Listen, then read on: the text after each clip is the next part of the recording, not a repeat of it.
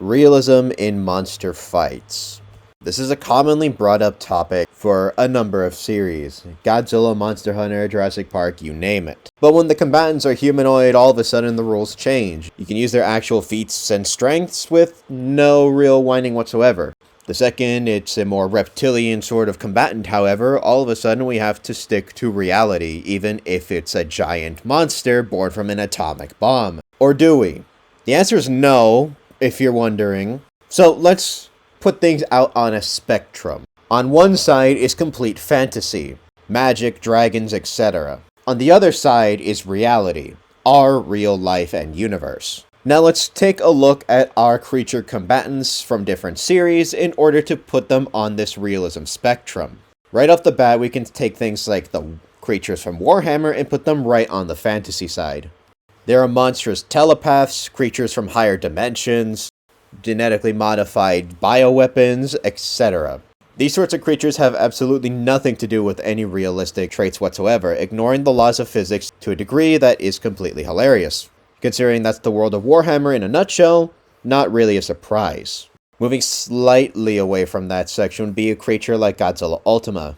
The physical avatar of a higher dimensional being, Godzilla Ultima is literally unbound by any laws of physics or reality from our dimension. By their very nature, entities like this cannot be applied to the typical laws of physics, and thus trying to apply any realistic nature to them is completely contradictory to the point and makes zero sense. Moving slightly away from that would be your typical kaiju in general. Typically mutated animals of some variety, ancient beings of immense size, mutated abominations, genetic abominations gone wrong, or some sort of other metaphorical being meant to punish humanity for something we did horribly wrong, like dropping atomic bombs for instance, or being the cause of extinction of thousands of species on this planet.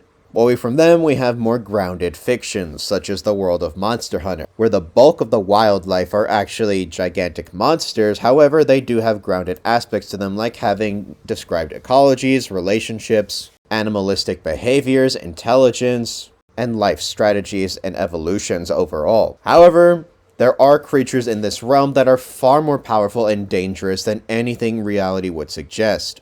Once you hit the level of Elder Dragons and onward, Capcom has made it very specifically clear that the laws of biology and physics do not apply to them in the same way whatsoever, which is also consistent with the strongest monsters in the series, like Fatalis, being much smaller than their victims, like Zor Magdaros and Dalamarder, who effortlessly dwarf them in size and have impressive feats of their own, but are no match for the planet-destroying Death Dragons. Bit closer to our world would be something like Jurassic Park, with exaggerated physics, immense showings of physical strength far outside of reality, displays of intelligence, behavior, and science far exceeding what our real world is capable of. While initially starting as a rather grounded franchise with oversized dinosaurs like the 25-foot tall Rexy, like the 20-foot neutral position to 25-foot standing up Tyrannosaurus Rex Rexy, or Roberta as she was initially known, to Jurassic World having genetic abominations comprised of multiple taxa that if you tried to apply any amount of realism to would probably just be a puddle of mush and meat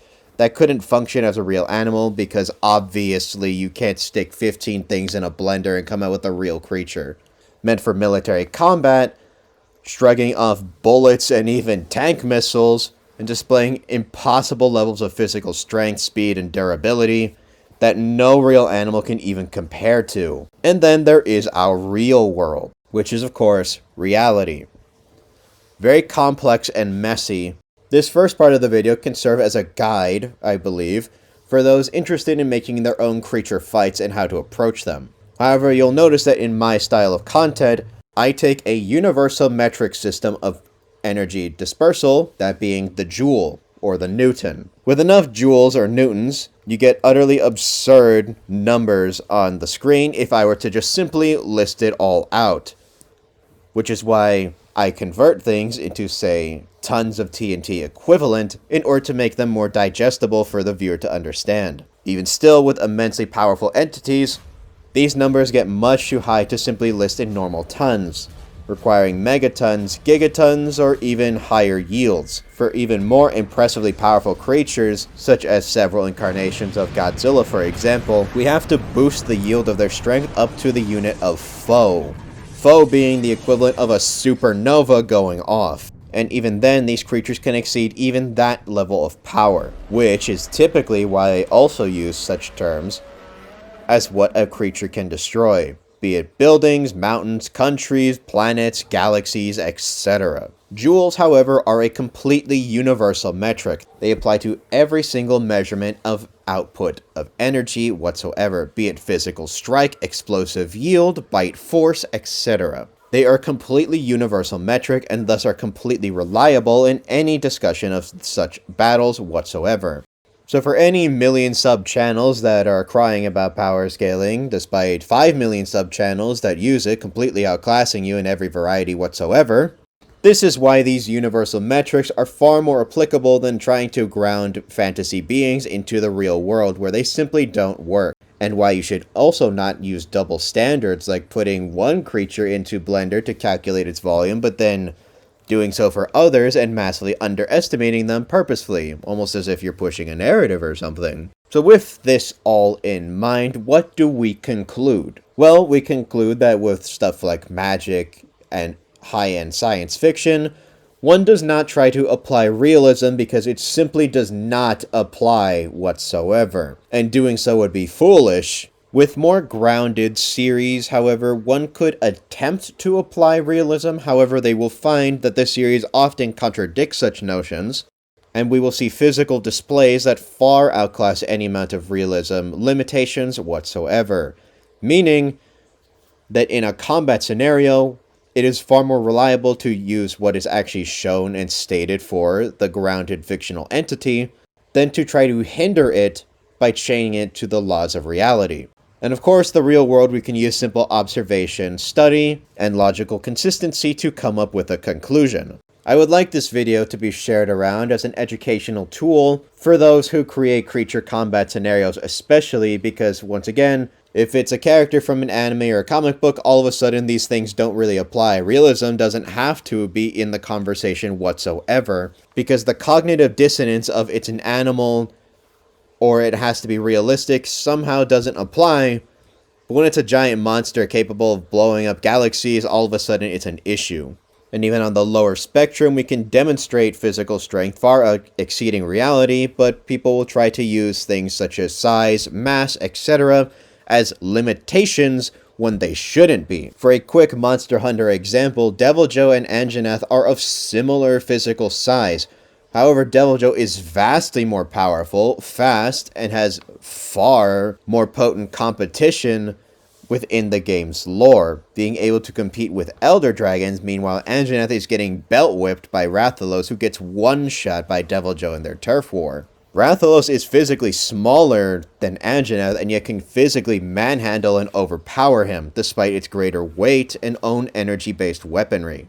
The same does not apply to Deviljho, however, because Rathalos' speed doesn't really mean much when he gets completely bodied by Deviljho's physical strength. And for a grounded fiction example of size not really mattering, the Spinosaurus is much larger than Big Edie from Camp Cretaceous.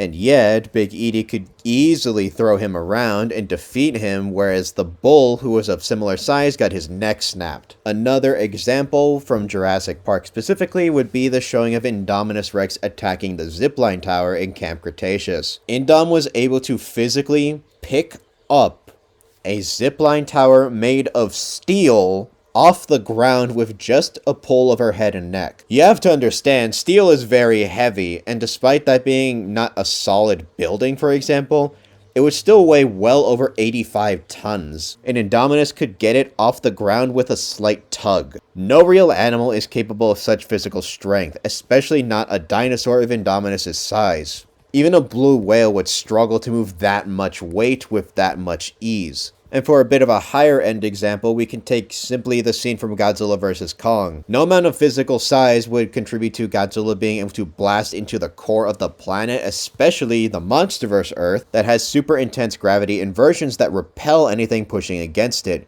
using the entire gravitational power of the planet itself to repel against attacks, which would not be applicable to other incarnations of the character who do not demonstrate such physical power, like Shin Godzilla, for example. So as we can point out, even with a simple example like that, realism, or trying to hinder a creature by realism, does not apply to a kaiju clash especially, or to other high-end fantasy or sci-fi level series. In grounded series, you can attempt to bring it up, but I feel it doesn't really matter all that much when the characters display far greater physical showings of strength, speed, durability, and intelligence than anything in the real world of such nature would be. So, class is out of session. I hope you enjoyed the lesson, and if you have any further questions, please hit me up either in the comments section, my Discord server, and make sure to spread this out as far and wide as you can.